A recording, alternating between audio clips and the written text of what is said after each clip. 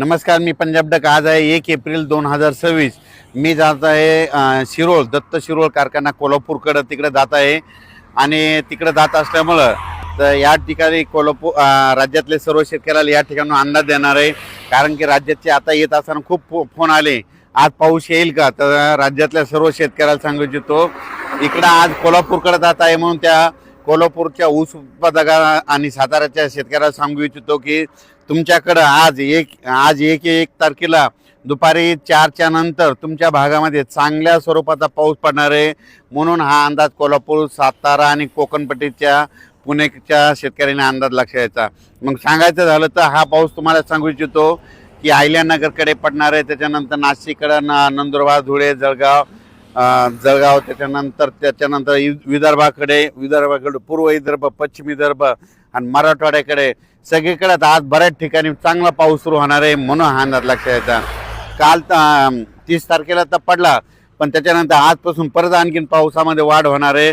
आणि 2 April, 3 April आणि 4 April दरम्यान चांगला राज्यामध्ये वेगवेगळ्या भागात दररोज भागवत पाऊस पडणार आहे। म्हणून हा अंदाज महाराष्ट्राच्या शेतकऱ्यांना लक्षात घ्यायचा। ज्यांचा कांदा असेल तर तुम्ही झाकून घेऊ शकता, गहू असेल तर ते देखील काढू शकता। ज्यांच्याकडे पाऊस नसला तर तुम्ही आता आणखीन 2 दिवसात काढू शकता। कारण की दररोज वेगवेगळ्या भागात भाग बदलत, काही ठिकाणी गारपीट होणार आहे, काही ठिकाणी पाऊस पडणार आहे, काही ठिकाणी नुसतं वारं सुटणार आहे। म्हणून 4 दिवस आणखीन राज्यात वातावरण खराब होणार आहे। 5 एप्रिल पासून पुन्हा राज्यात हवामान कोरडं होणार आहे। म्हणून हा अंदाज सर्व शेतकऱ्यांना लक्षात घ्यायचा। 5 एप्रिल पासून वीट उत्पादकांना सांगू इच्छितो की तुम्ही तुमचं वीट बदलीचं परत सुरू करू शकता। कारण की 5 एप्रिल नंतर परत हवामान कोरडं होणार आहे। म्हणून हा अंदाज देखील सर्व शेतकऱ्यांनी लक्षात घ्यायचा। मग आता हे आज 1, 2, 3, 4 एप्रिलच्या दरम्यान महाराष्ट्रामध्ये काय भागामध्ये अशी गारपीट बघायला मिळेल। काही ठिकाणी लिंबासारखी गारपीट भेटेल, काही ठिकाणी बोरा एवढ्याला भेटेल, काही ठिकाणी चिंचोक्यासारखी गारपीट पाहायला भेटेल। म्हणून हा अंदाज लक्षात घ्यायचा। म्हणजे सांगायचं झालं देखील तर परभणी जिल्ह्यात देखील गारपीट होणार आहे, काही भागातच होणार आहे, सगळीकडे होणार नाही। नांदेड जिल्ह्यात आहे, लातूर जिल्ह्यात आहे, बीड जिल्ह्यात आहे, अहिल्यानगरकडे आहे, संभाजीनगरकडे आहे, जळगावकडे आहे, नंदुरबारकडे आहे, धुळे जिल्हा आहे, नाशिक जिल्हा आहे, त्याच्यानंतर कोकणपट्टीकडे आहे, साताऱ्याकडे देखील आहे, कोल्हापूरकडे देखील आहे, इकडं 2 पुणे त्या परिसरात देखील आहे, इकडं धाराशिव जिल्ह्यात देखील होईल, त्याच्यानंतर बुलढाणा जिल्ह्यात त्या शिंदखेड राज्याच्या पट्ट्यात देखील काही भागात होईल, अकोला जिल्ह्यात होईल, वाशिमकडे होईल, त्याच्यानंतर अमरावती जिल्ह्यात होईल, अमरावतीकडे होईल, यवतमाळ जिल्ह्यात होईल, नांदेड जिल्ह्यात देखील होईल, हिंगोलीकडं, वाशिमकडं। म्हणजे प्रत्येक जिल्ह्यामध्ये 5-6 ठिकाणी तरी या 4 दिवसात मात्र गारपीट होणार आहे।